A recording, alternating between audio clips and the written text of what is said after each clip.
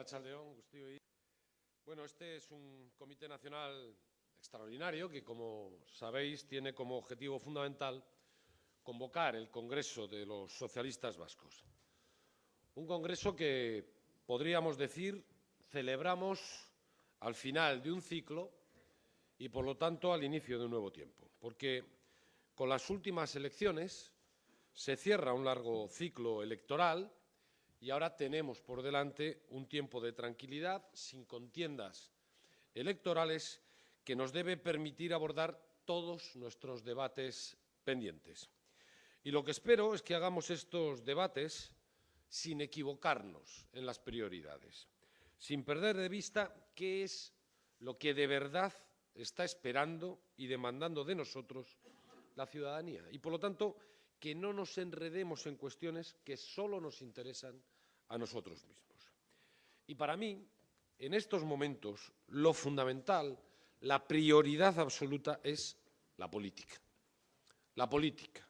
Definir y concretar el proyecto que defendemos y representamos los socialistas vascos. Las propuestas que hacemos y las respuestas que damos a las necesidades de la gente y a los retos que el nuevo tiempo que estamos viviendo nos ha puesto enfrente. Y después vendrá cómo mejorar el instrumento, cómo mejoramos nuestro partido, cómo lo hacemos más útil, más abierto, más participativo, más permeable, más cercano. Y, por último, será cuando nos toque hablar de las personas. Y este tiene que ser nuestro orden de prioridades, porque sin política, sin proyecto, todo lo demás no sirve de nada. Por eso hoy no voy a hablar de coyunturas de actualidad, no voy a hablar ni de investiduras, ni de presupuestos, ni de traspasos, ni de pagas extras.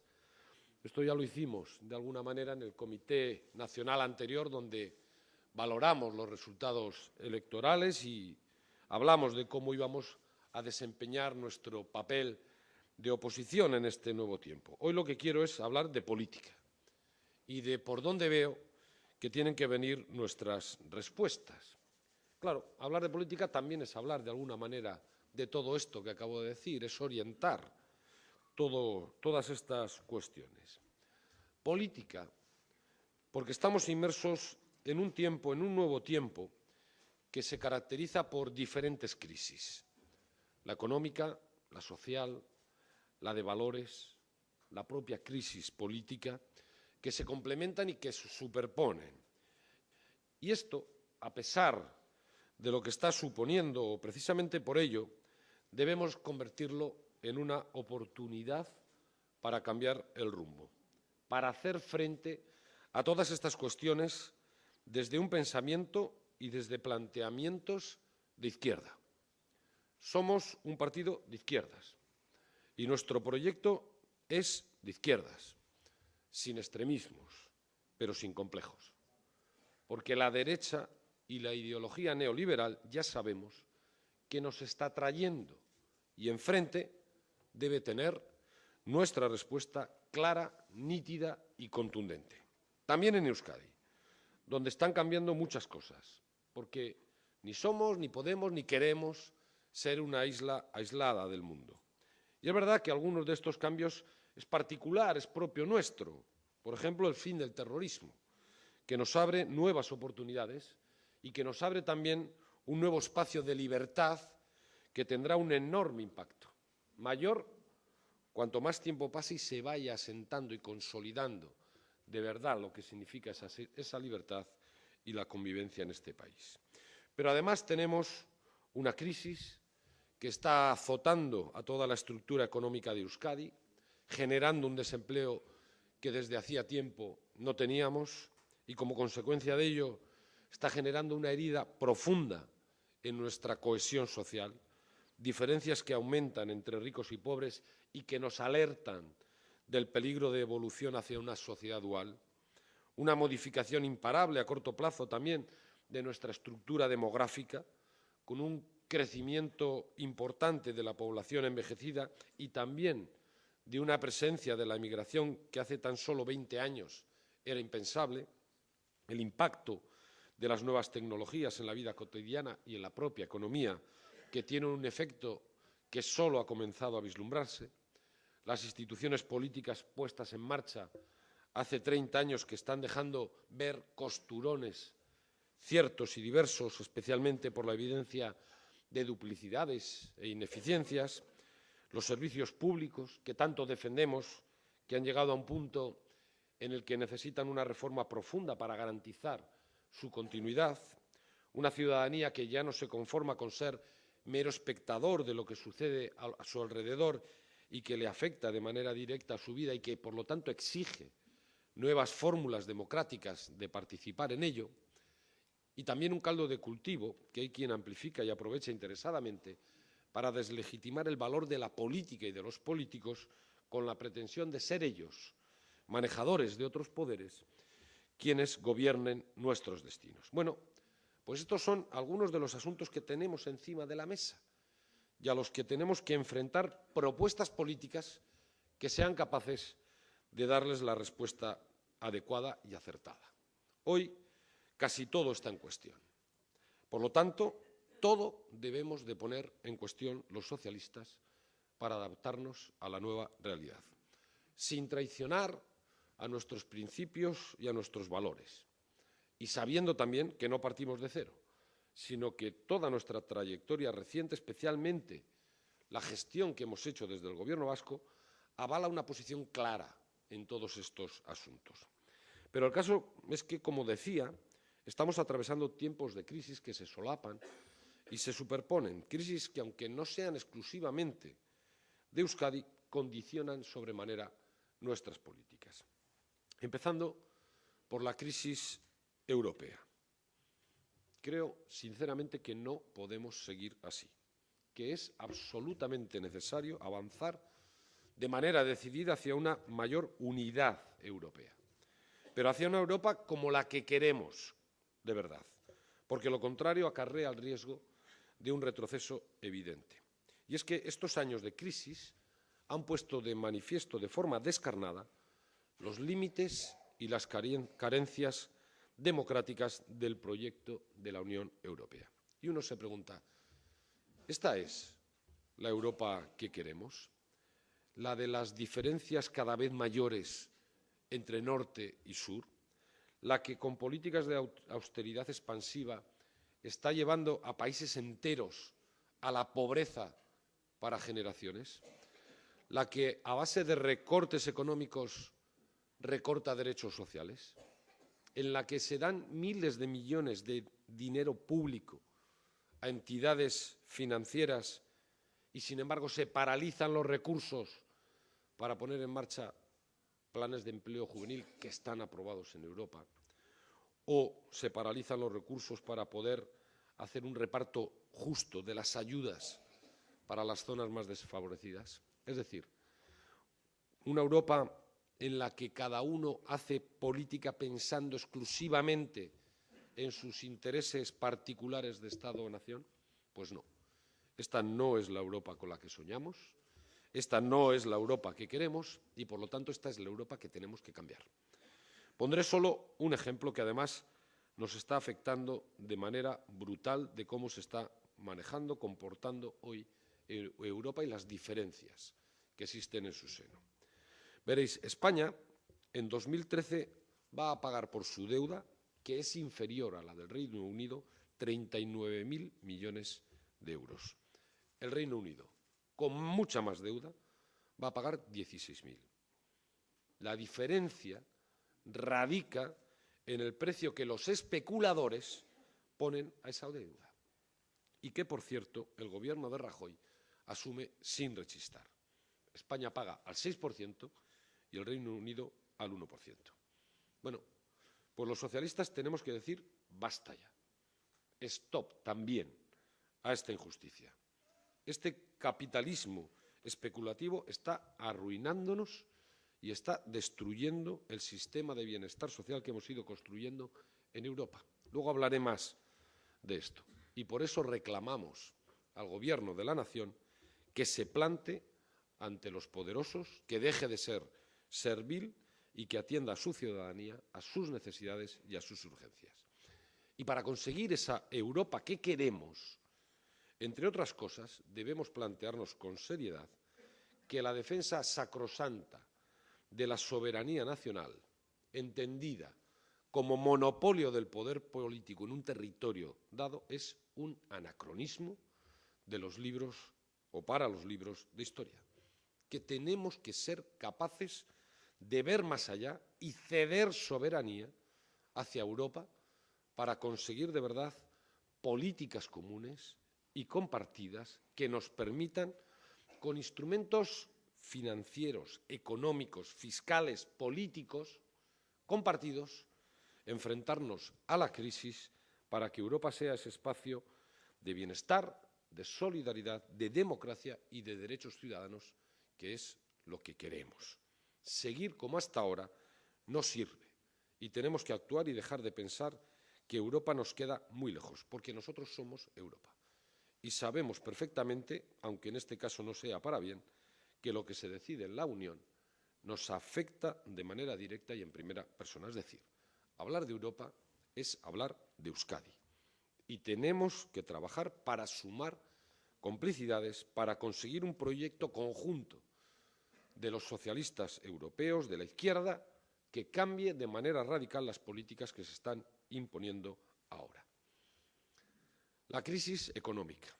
Me ha hablado de la crisis de Europa. La crisis económica. Me habéis oído decir muchas veces que la política debe gobernar a la economía para ponerla al servicio de la sociedad y no, como está pasando ahora, que la economía es la que gobierna poniendo a la sociedad a su servicio. Bueno, pues esto no es algo nuevo. Hace ya muchos años, en 1931, un viejo socialista, Fernando de los Ríos, en una intervención en el Congreso de los Diputados, dijo que la libertad de la economía hace esclavo al hombre y que, por lo tanto, hacía falta sojuzgar a la economía para garantizar la libertad de las personas. Es un lenguaje algo antiguo, es verdad, pero la idea es igual de clara e igual de rotunda. Una economía sin ningún tipo de control no quiere decir una economía libre. Quiere decir que personas con poder económico utilizan su poder para impedir la libertad del resto. Y eso es lo que nos está pasando ahora, que grupos de interés están imponiendo sus criterios a los gobiernos y a la ciudadanía, y aunque pueda parecer lo contrario, también son los grandes enemigos de la libertad del mercado, porque abaten por igual a gobiernos que a empresas, pero a empresas de economía productiva. Salvando todas las distancias, aquí está, en esto está también nuestra propia realidad. El otro día aparecía en los medios de comunicación 4.000 empresas vascas que se han visto obligadas a plantear un ERE, no por falta de trabajo, no por falta de contratos, es decir, no por falta de negocio, sino por falta de financiación. Tremendo. Empresas con futuro, sometidas, obligadas al ERE y algunas al cierre, no por no tener trabajo y contratos, sino por falta de financiación, muchas veces en manos, esa financiación, de estos poderes especulativos. Y esto lo que deja es bien patente que los gobiernos de la derecha, los gobiernos neoliberales, han dimitido de su función de representar a los intereses de los ciudadanos y han entregado al poder económico o el poder económico a estos grupos de interés. Y la verdad es que no les viene mal, porque entre todos acaban imponiendo su proyecto ideológico: debilitamiento del Estado, reducción de lo público a su mínima expresión, privatización del estado del bienestar para hacer negocio con dinero público de las necesidades de la ciudadanía, políticas del egoísmo y del sálvese el que pueda. Y nosotros debemos proponer y buscar justo lo contrario. El Estado moderno debe de nuevo coger las bridas de este caballo desbocado y tomar el control, especialmente el control de la economía y del relato de la economía, porque la economía es un bien público y tenemos que decirlo, es un bien público. debe estar al servicio de la sociedad y, por lo tanto, debe tener objetivos colectivos. Decir que, por un lado, están los objetivos políticos y que eso los decidimos entre todos, y que, por otro lado, está la economía, que debe caminar sola, eso es entregar el poder ciudadano a unos pocos. Y no estamos dispuestos a ello. Hay que cambiar radicalmente también esto. Por eso es urgente que planteemos una visión global de la economía. Y ahí tenemos que unir el esfuerzo colectivo, las empresas, la fiscalidad, las políticas públicas, en un todo que dé coherencia a esa política al servicio de la sociedad.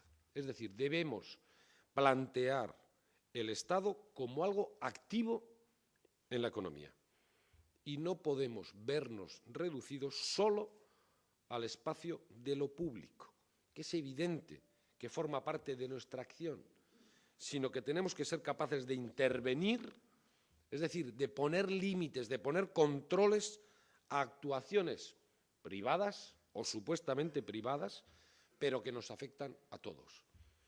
Movimientos especulativos que juegan con el bienestar de millones de personas. Paraísos fiscales que empobrecen a países enteros.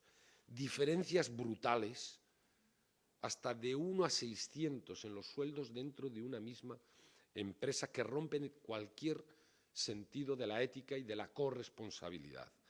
Bancos mal gestionados que reciben miles de millones de dinero público mientras desahucian a familias humildes que han perdido el empleo.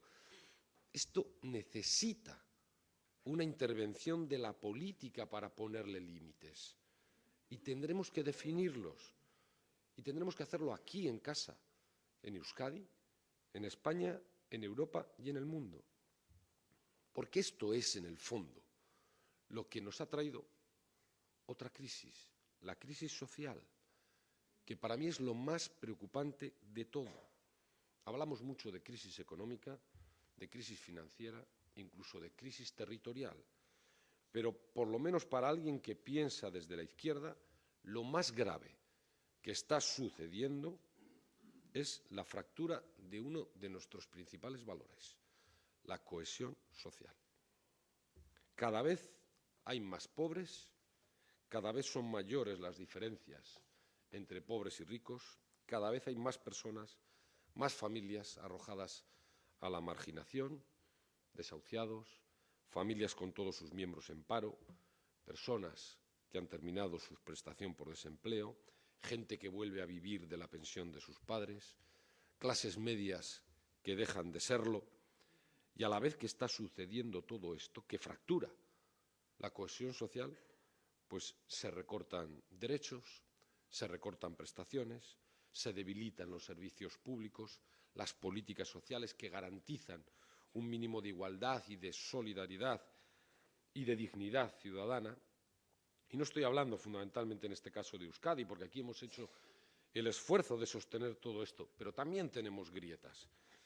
Estoy hablando del mundo en el que vivimos, en el que se han roto todas las fronteras de la decencia. Y esto tiene una dimensión política y tiene una dimensión ética a las que sí o sí tenemos que dar respuesta si queremos asegurar un mínimo de cohesión y de solidaridad social. Y si queremos que la desigualdad que lleva aparejada la degradación moral de nuestra sociedad no siga aumentando. Y nuestro proyecto tiene que asumir esta realidad para darla una respuesta contundente, dar una respuesta contundente a todas estas injusticias, y además tenemos que hacerlo de forma urgente. Si de verdad queremos ser cercanos a nuestra gente, a los que peor lo están pasando, tenemos que dar una respuesta urgente a todos sus problemas y necesidades. Eso es lo que hará conseguir cercanía con la política, eso es lo que acabará derribando muros de desafección entre la ciudadanía y la política. Y es que garantizar la igualdad hoy está adquiriendo realmente cada vez más importancia en las sociedades modernas. Y ese debe ser nuestro objetivo. hay cosas que se construyen en años y que se destruyen en unas horas. Y eso es lo que está pasando y esto no lo podemos permitir. Y creo además que el concepto de sociedad decente, que me habéis escuchado en muchas ocasiones, recoge esta pretensión de definir una sociedad justa y solidaria en todos los ámbitos de la vida. Y para ello debemos enfrentarnos también a la crisis del estado del bienestar. Y esta es una crisis en parte real y en buena parte interesada. Es interesada porque responde a la ideología de los que piensan que los ciudadanos o las ciudadanas tienen que valerse por sí mismos sin que el Estado les tenga por qué garantizar nada. Cubren esos déficits con la caridad. Es una crisis interesada por la ideología de los que quieren hacer negocio privado de las necesidades ajenas. Y el mejor ejemplo de esto lo tenemos hoy en lo que está pasando en el sistema público de salud, de sanidad de Madrid. Privatización de hospitales públicos para que algunas empresas privadas obtengan beneficios a costa de rebajar las prestaciones, las atenciones, los servicios y a costa, a la vez, de obtener buenas subvenciones públicas con dinero público por cada paciente atendido con la excusa de que es más barato. Y no me invento nada. Si uno va a la página web de una aseguradora sanitaria privada de Madrid, verá cómo en su cartera de servicios aparecen y ofrece hospitales públicos. Ofrece el Hospital de Collado Villalba, público. Ofrece el Universitario Infanta Elena, público. Ofrece el Rey Juan Carlos de Móstoles. Es decir, cobran por asegurar a ciudadanos para atenderles en hospitales públicos. Bueno, este es el interés de la derecha y del Partido Popular, en este caso, en debilitar los servicios públicos, hacer negocio y abandonar a los más vulnerables. Y ante esto nos tienen que tener radicalmente enfrente, clara y radicalmente enfrente de esta crisis interesada del estado del bienestar.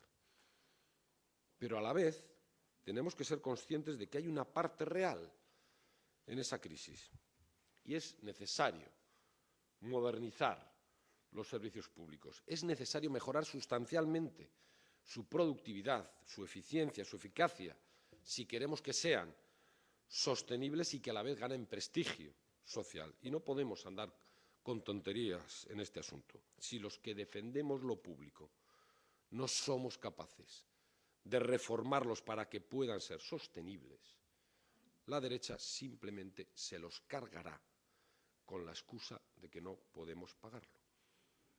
Y con esa excusa acabarán definitivamente con la igualdad y con la solidaridad, porque igualdad y solidaridad es lo que procura el estado del bienestar y los servicios públicos. Y si esos son nuestros valores, lo que tenemos que hacer es defender el estado del bienestar y los servicios públicos porque forman parte de nuestros valores y de nuestros principios.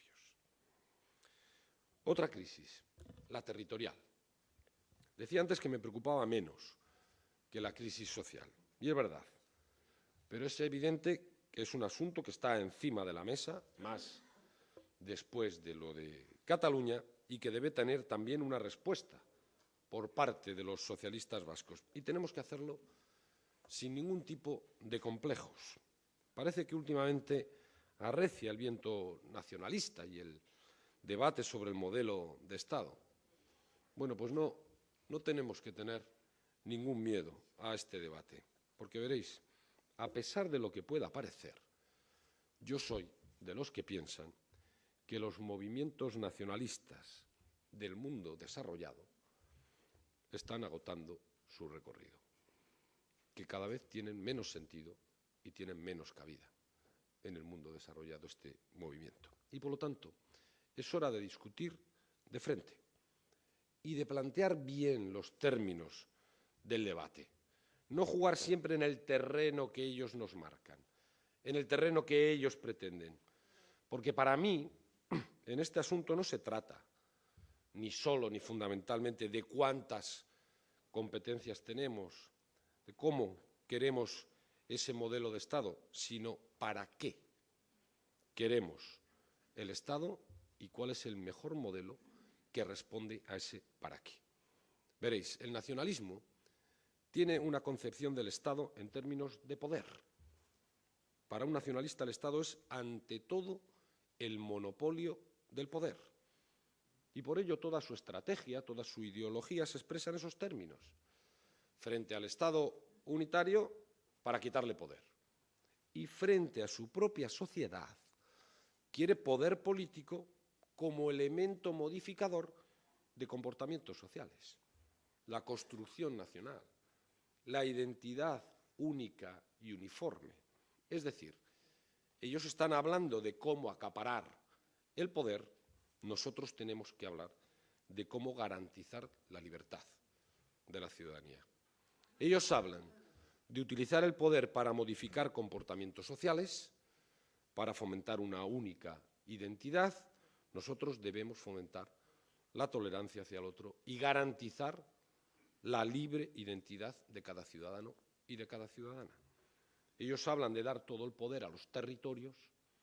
Claro que como los territorios no hablan, pues ellos, los nacionalistas, se autodenominan sus representantes exclusivos y nosotros hablamos de recuperar el poder para la ciudadanía. ¿Quieren hablar, por lo tanto, del marco político y del modelo de Estado? Bien, pues hablemos del modelo de Estado. Pero nosotros defenderemos el nuestro. El nuestro que para mí se sustenta en dos parámetros clásicos, podríamos decir, la libertad y la seguridad, pero adaptadas, adecuadas a las nuevas circunstancias y a los nuevos tiempos. Y es que si hiciéramos el ejercicio de coger todos los debates sectoriales, todas las propuestas de todo tipo, de los nacionalistas, y buscáramos las respuestas no con la pregunta ¿quién tiene el poder?, sino con la pregunta ¿quién defiende la libertad del ciudadano?, estaríamos planteando unas soluciones radicalmente diferentes a las que algunos nos quieren poner hoy encima de la mesa. Y veríamos que muchas de las cuestiones en las que llevamos años encerrados no tienen ningún sentido desde la izquierda. Porque para nosotros lo importante es quién defiende la libertad de los ciudadanos y de las ciudadanas. Y, por lo tanto, podemos confrontar la construcción nacional como principio uniformador a la garantía de la libertad de identidad. Porque para los socialistas el Estado no es una entidad que impone modelos de vida, sino que defiende las diferentes formas de modelo de vida de los ciudadanos y de las ciudadanas. Porque, como he dicho en otras ocasiones, la identidad es algo que no se puede votar en el Parlamento, como no se puede votar la religión de la ciudadanía. Y por eso, solo desde la defensa de la libertad de identidad cobra realmente sentido pleno el autogobierno como espacio de convivencia democrática entre diferentes con derechos iguales. Y cuando hablo de que el modelo de Estado, el modelo político, debe garantizar también la seguridad, no me estoy refiriendo a una seguridad basada en el uso o en el monopolio del uso de la fuerza, una seguridad física, no. Estoy hablando de la seguridad vital del ciudadano o la ciudadana, porque tenemos que asumir que las nuevas sociedades tienen un gran componente de inseguridad vital. Ya no hay trabajo estable para toda la vida. Hay una movilidad territorial que forma parte de nuestras vivencias. Por lo tanto, hay cambios de residencia, de trabajo, de colegios. Todo cambia de forma rápidamente. Ya no hay casi nada estable que dé seguridad al proyecto de vida de una persona. Por eso, una de las funciones más importantes del Estado moderno es saber gestionar la inseguridad de las personas de forma colectiva. En el pasado, la fuerza era la respuesta ante la inseguridad pública. Hoy, para nosotros, no es la fuerza, sino la solidaridad la que tiene que dar respuesta a las inseguridades vitales de las personas.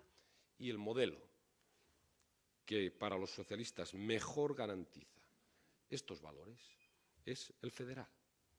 El modelo federal es un proyecto para la unidad. el modelo federal es un proyecto para la corresponsabilidad, es decir, que todos nos implicamos en las políticas, en las propuestas y en las medidas que afectan a todos. Y es un proyecto para la multilateralidad, es decir, para las relaciones que buscan sumar y no dividir, que buscan tender la mano y no darse la espalda. La multilateralidad y las relaciones en las respuestas que la ciudadanía espera de sus representantes. Este es, en el fondo, nuestro modelo de Estado, y nuestro modelo para Euskadi es aquel también que construye un país más moderno, más cohesionado, más vertebrado, más eficaz, más eficiente, que evita duplicidades, que evita derroches que existen simplemente por mantener ciertos compartimentos estancos territoriales, y, por lo tanto, en nuestro modelo de Euskadi se modifica la LTH para conseguir un país, como digo, más moderno y más eficiente. De esto también queremos hablar. Esto también forma parte de nuestra propuesta de modelo de país. Sé que a algunos no les gusta. Sé que los nacionalistas no quieren ni oír hablar de la reforma de la LTH. Bueno, pues esto va a estar en el debate político en Euskadi, porque los socialistas lo vamos a plantear. Y no muy tarde. Bueno, pues de todas estas cosas y de muchas más quiero que hablemos y quiero que debatamos en nuestro Congreso, porque todas ellas deben formar parte de nuestra propuesta a la ciudadanía. Algunas de ellas, con seguridad, van a formar parte también del debate de la conferencia política que tiene pendiente el conjunto del PSOE. Bien, perfecto. Los socialistas vascos tendremos en ella nuestra propia posición, nuestro criterio y nuestras propuestas, porque estoy convencido no solo que formamos parte de la solución, sino que podemos enriquecer y aportar mucho al proyecto global de nuestro partido. Un partido que, como decía antes, también necesita ser revisado en su modelo orgánico. Necesitamos un partido nuevo para un tiempo nuevo. Nos hace falta que el partido sea una organización atractiva y abierta, que ofrezca diferentes formas de poder colaborar con el proyecto socialista, especialmente a los más jóvenes. El partido es el mejor instrumento de transformación social. Es la organización que hace posible pasar del deseo de justicia social a reformas reales que cambian la sociedad. Hay mucha gente que piensa que nos hemos quedado anticuados, que el partido se ha convertido en un sitio amurallado y cerrado. No es verdad, pero tenemos que demostrar y convencer a la gente de que no es verdad. Tenemos que convencer a la ciudadanía vasca de que el Partido Socialista de Euskadi sigue siendo una organización de futuro, no solo con futuro, sino de futuro, que busca la transformación social y que ofrece posibilidades a todos los que defienden los mismos objetivos que nosotros. Tenemos, por lo tanto, que modernizar el partido, hacerlo más participativo, abrir nuestras puertas y salir fuera, para tener una relación directa y permanente con la sociedad, especialmente con las organizaciones sociales. Y para ello os propongo que busquemos fórmulas que nos permitan, como digo, tener una organización más abierta, más dinámica, más flexible, con mecanismos que nos permitan o que permitan a más gente que, sin ser afiliada, pueda participar en nuestra política e intervenir en nuestras tomas de decisión, con canales y redes de información, con organizaciones sectoriales, con grupos de apoyo, con estructuras no solo territoriales, sino de otro tipo, que permitan el debate a otro tipo de personas. Tener un partido más cercano a la sociedad y con una mayor presencia en la misma. Mejorar también la formación política de nuestros afiliados y nuestros cargos públicos. Esto es algo que abandonamos hace tiempo y creo que es necesario recuperar, porque la pedagogía política, dentro y fuera de nuestra casa, tiene que formar parte de nuestra acción cotidiana.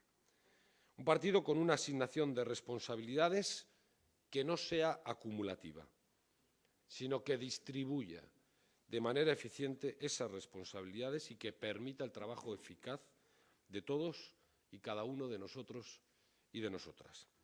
Con sistemas de elección de nuestros candidatos y candidatas y de nuestros representantes orgánicos cada vez más participativos, con prácticas de transparencia y de buena gobernanza cada vez más avanzados. Por cierto, en esto no tenemos mala experiencia cuando acabamos de ser nombrados el gobierno más transparente de toda España.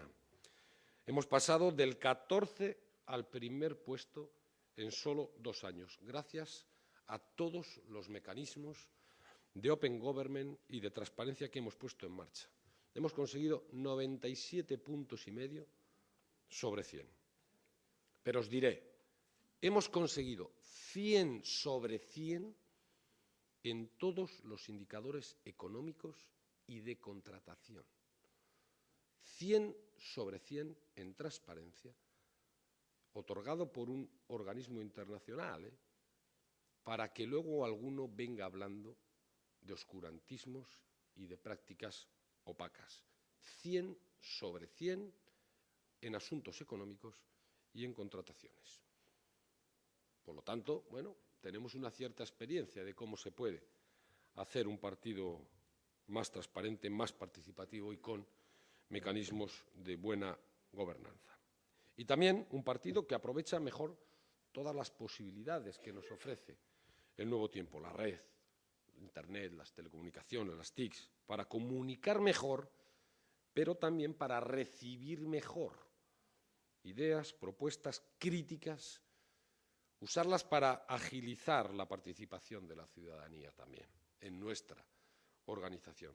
Lo decía al principio, en definitiva, tenemos que hacer una serie o poner en marcha una serie de medidas que consigan que seamos un partido más cercano, más ágil en las respuestas, más abierto para estar más con la gente, más participativo para ser el mejor instrumento de todos y todas aquellas que quieren transformar realidades injustas. Este es el partido que siempre hemos sido y que tenemos que seguir siendo. Bueno, pues por todo esto, la convocatoria del Congreso del Partido Socialista de Euskadi, Euskadiko Ezkerra, cobra un significado especial, porque no se trata ya de aprobar un proyecto de coyuntura, no se trata de que hagamos una adecuación temporal, no.